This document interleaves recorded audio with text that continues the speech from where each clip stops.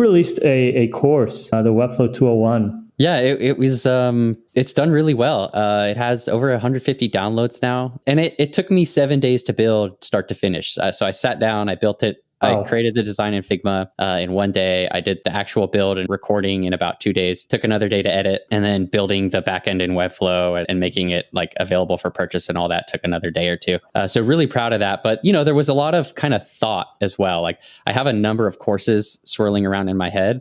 And it's hard to know. It's similar to how I make a YouTube video. I have to think about it and ruminate on it for a while before I can make it a reality. Usually once I sit down and I'm actually recording and building, usually it goes pretty well because I've thought about it so much. But yeah, that's the course. And my whole goal was like to go a little bit beyond beginner content, but not be super advanced that, or create to try and stay Webflow centric, but also show you how you can like stay Webflow centric and also sell something for money. When I was getting my start on Upwork, what do you need to know to be able to be a Webflow developer who freelances kind of thing? And so that was my goal with the course, to give people kind of a practical guide of this is a website you can sell to make an income. Yeah, and I was checking it out, and the first thing that came to mind is, you'll probably know because the questions I've been asking you is, how do you come up with this, right? With the things you will teach, the content piece of it. So I'm curious to know, was this easy to figure out? Like, what are the things you're going to talk about? Or did you have to think a lot about it? Or how did you land on those? What was the process? Yeah, honestly, those all came out after the build. While I was designing in Figma was probably I got I mood boarded a few websites. I was like, I like this. I want to do a full bleed layout. It should have some sort of slider element. Whether or not I was going to connect it to the CMS or not was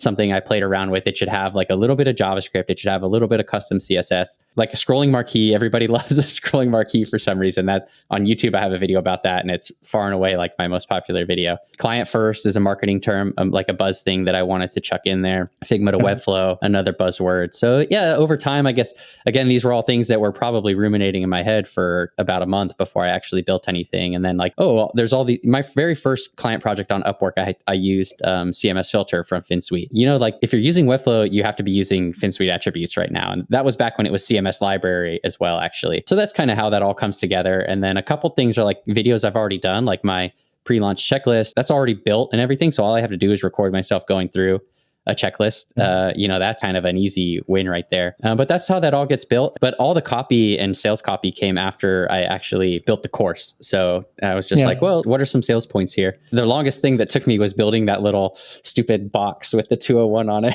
Yeah.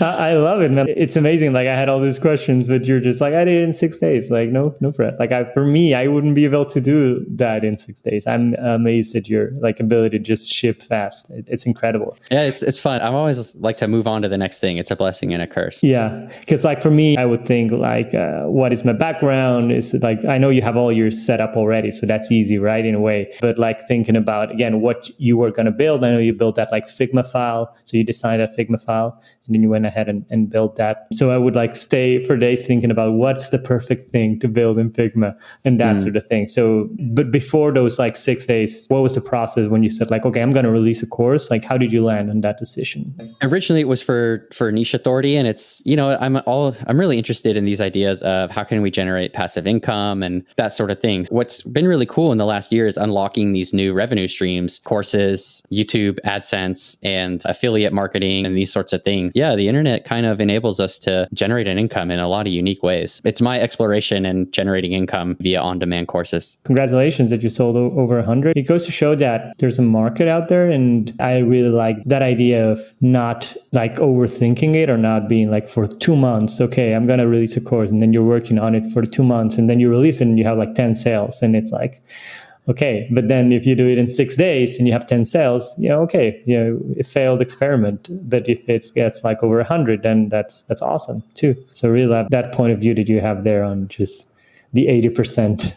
Yeah, you got to fail hard and fail fast and fail often all the time. So, and what are some things there on the course? My last question for me is, when building the course and you built it, you released it, it went pretty well. What are some things that you think you did right, and what are things you would do different for next time? Some things that went well marketing ended up going well. Like I launched a little video on Twitter. I think the sales copy on the page, I'm really proud of. I'm proud of the course too. I think it kind of shows a way of building in Webflow that a lot of people aren't showing or they're not targeting. Something that didn't go well was my pricing. I had no idea how to price this thing. There's Webflow courses on Udemy for $20. There's Webflow courses up to $300 and $600. And I don't quite have kind of the brand awareness to be able to charge that much. So my whole idea was, let me charge this for an impulse buy. Somebody, is curious on how I'm building in Webflow, they can spend $20 to see this thing. And so I initially released it for $20 with the promo code, but it's still getting purchases at $60. Pricing is something to figure out for sure. Now, I'm also not all about like charging a ton of money for this thing. I want to make it accessible, but at the same time, hopefully people realize I have to pay rent in San Francisco. So so the pricing was kind of the biggest learning aspect for me. And like people on Twitter were telling me like, you should charge way more.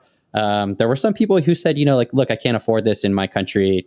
So I'm pretty generous. Like if people reached out to me and asked for discounts, then I give those too. Like, again, like it's more about building, this course is about building niche authority for me. And, and then as far as the build went, I don't know, like sometimes I get in these really productive zones where I can just sit down and crank out work. So people say I have reverse ADD. I could just like focus and I'll forget about eating. I don't know if you've like played a video game and just kind of lost all sense of time and that sort of thing. Yeah. So that's something that went well. I was able to just sit down and focus.